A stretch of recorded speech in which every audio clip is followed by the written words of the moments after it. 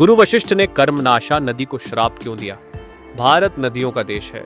यहाँ गंगा जैसी पवित्र नदियां बहती हैं जिनका पानी हर शुभ काम में इस्तेमाल किया जाता है। लेकिन क्या आप जानते हैं कि हमारे देश में एक ऐसी नदी भी है जिसके पानी को लोग छूने तक से डरते हैं? जी हाँ, इस रहस्यमयी नदी का नाम है कर्मनाशा नदी।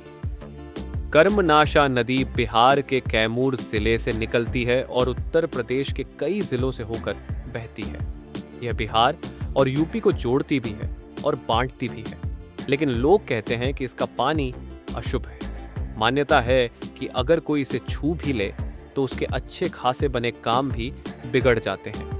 अब सवाल उठता है कि आखिर इस नदी का नाम कर्मनाशा क्यों पड़ा?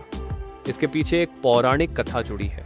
कहा जाता है कि राजा हरिश्चंद्र के पिता सत्यव्रत बहुत ही पराक्रमी थे। वे सशरीर स्वर्ग जाना चाहते थे।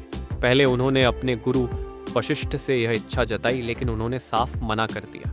नाराज होकर राजा सत्यव्रत ने यह इच्छा ऋषि विश्वामित्र से कही। ऋषि विश्वामित्र और वशिष्ठ के बीच शत्रुता थी, इसलिए विश्वामित्र ने सत्यव्रत की इच्छा मान ली और अपने तप के बल से उन्हें स्वर्ग भेज दिया। लेकिन इंद्र देवता इससे नाराज हो गए।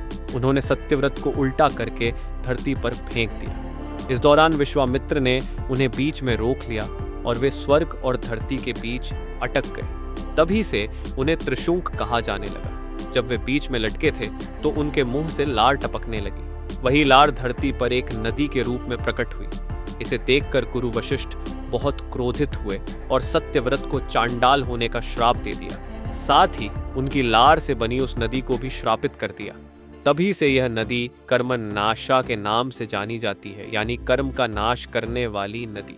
आज भी मान्यता है कि इस नदी का पानी अशुभ है और लोग इससे दूरी बनाकर ही चलते हैं, लेकिन इसका रहस्य और इसकी कहानी आज भी लोगों को आकर्षित करती है।